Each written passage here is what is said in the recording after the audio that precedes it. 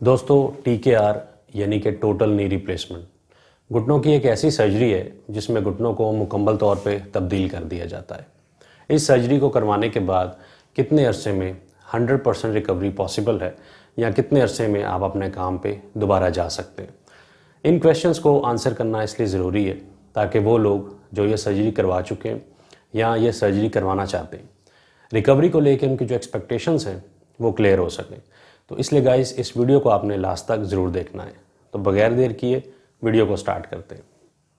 Hi everyone, मैं हूं physical therapist Shahrukh और आप देख रहे हैं फिजियो एडवाइज़र। फ्रेंड्स, TKR करवाने के बाद अगर आप ये सोचते हैं कि आप 3 महीने में 100% रिकवर कर जाएंगे तो यहाँ पे आपको थोड़ी सी डिसअपॉइंटमेंट का सामना करना पड़ सकता है।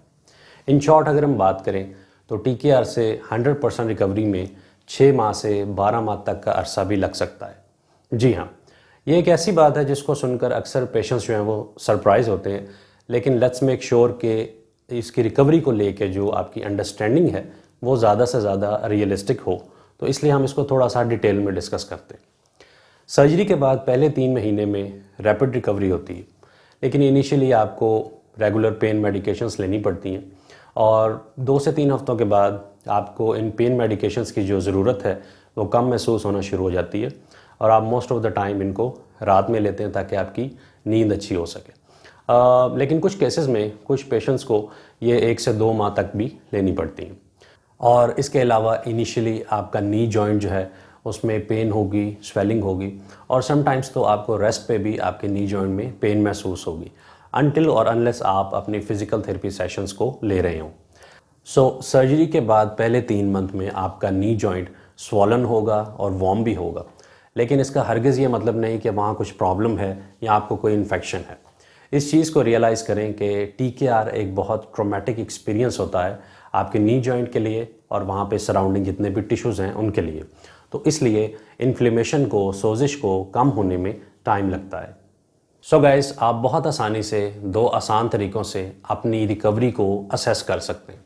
सबसे पहले तो आप अपनी पेन और स्वेलिंग के थ्रू अपनी रिकवरी को ट्रैक कर सकते हैं। जिस तरह से आपकी हीलिंग होती चली जाएगी, आपकी पेन और स्वेलिंग में भी कमी आती जाएगी। सेकेंडली, आप अपने स्कार के कलर और जो आपकी स्कार लाइन है उसके थ्रू आप अपनी रिकवरी को ट्रैक कर सकते हैं। सर्जरी के बाद इनिशियली आपका जो स्कार का कलर है वो मोस्टली लाइट पर्पल सा होगा और आपकी जो स्कार लाइन है वो स्वॉलन होगी। इंक्रीज ब्लड फ्लो की वजह से वहाँ पे लाइट पर्पल कलर हमें नज़र आता है, जो कि बेसिकली हीलिंग के लिए बेसिकली बहुत ज़रूरी होता है।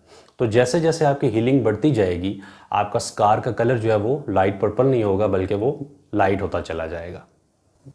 मैं काम पे वापस कब जाऊंगा या मैं अपना काम दोबारा कब शुरू कर सकता हूँ? रिकवरी से रिलेटेड एक बहुत कॉमन क्वेश्चन है ये। इस चीज़ को रियलाइज़ करें कि हर पेशेंट डिफरेंट होता है, हर केस डिफरेंट होता है, इसलिए हर पेशेंट के लिए ये टाइम वेरी करता है कि वो कितने अरसे में अपना काम दोबारा शुरू कर पाएगा। लेकिन फिर भी मैं आपको एक जनरल आइडिया देना चाहूँगा।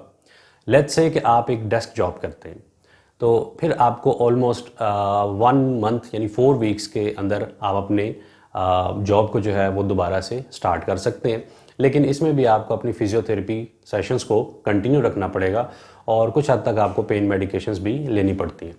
लेकिन अगर आपकी जॉब ऐसी है जिसमें आपको लंबे टाइम के लिए लॉन्ग स्टैंडिंग करनी पड़ती है, तो आपको ऑलमोस्ट 3 मंथ्स के अरसा लग सकता है जिसके बाद आप अपने जॉब को प्रॉपर्ली स्टार्ट कर सकते हैं।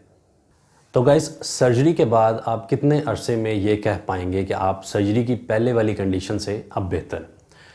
फ्रेंड्स, अगर तो आप बहुत मुश्किल से चलते थे, सर्जरी करवाने से पहले अगर आप बहुत मुश्किल से चलते थे, तो आप देखेंगे कि ऑलमोस्ट 2 हफ्तों में आपको वाज़ेह फ़र्क महसूस होगा और मोस्ट ऑफ द टाइम ऐसे पेशेंट्स हैप्पीएस्ट पेशेंट्स भी होते हैं।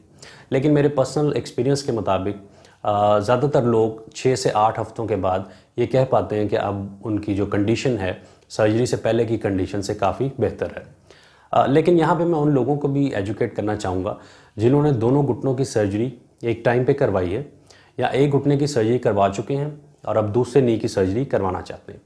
यहाँ पे एक चीज़ की श्योरिटी मैं आपको ज़रूर दूंगा कि आपके किसी एक नी के अंदर रिकवरी जो है वो ईजियर होगी और जल्दी होगी आपके किसी दूसरे नी के निस्बत। बिकॉज गाइस, हमारे दोनों नीज़ हमेशा सेम कंडीशन में नहीं होते। लेकिन गाइस, अगर आप फिर भी उन पेशेंट्स में से हैं जिन्हें सर्जरी गुजरने के बाद कई मंथ्स तक दर्द है, तो अगेन यही कहूँगा कि हर केस डिफरेंट होता है।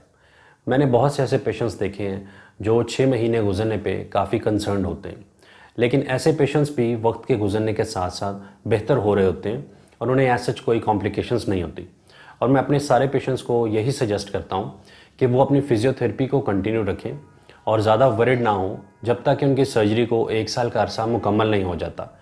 बिकॉज बहुत से केसेस में ऐसा देखा जाता है कि वो दर्द जो पेशेंट्स को ऑलमोस्ट 6 माह तक भी हो रहा होता है, इवेंचुअली 1 साल का अरसा मुकम्मल होने तक वो दर्द भी उनका ख़त्म हो जाता है। और लास्टली गाइस, आप अपनी रिकवरी को दूसरे पेशेंट्स के साथ हरगिज़ कंपेयर ना करें, बिकॉज आप नहीं जानते कि सर्जरी से पहले उनका नी किस कंडीशन में था और इट कैन बी पॉसिबल कि उनके जो टिश्यूज़ हैं वो नेचुरली कम ब्लीड करते हों, कम स्वेल करते हों। इसके अलावा आपकी एज उनसे डिफरेंट हो सकती है, आपका वेट उनसे डिफरेंट हो सकता है। सो इट्स बेटर कि आप अपनी हीलिंग पे कंसंट्रेट करें बजाय इसके कि आप दूसरे पेशेंट्स के साथ कंपैरिजन करें। सो गाइज़, ये थे मेरी आज की वीडियो जिसमें मैंने TKR से मुतल्लिक और TKR की रिकवरी से मुतल्लिक जो बेसिक क्वेश्चंस हैं उनको डिस्कस किया है। आई होप इस वीडियो ने आपको जो है वो हेल्प किया होगा। अगर आपको मेरी ये वीडियो अच्छी लगी है तो इसको लाइक और शेयर लाजमी कीजिएगा और मेरे चैनल को सब्सक्राइब कर लें ताकि मेरे आने वाली वीडियोज़ जो हैं वो आप तक पहुँच सकें।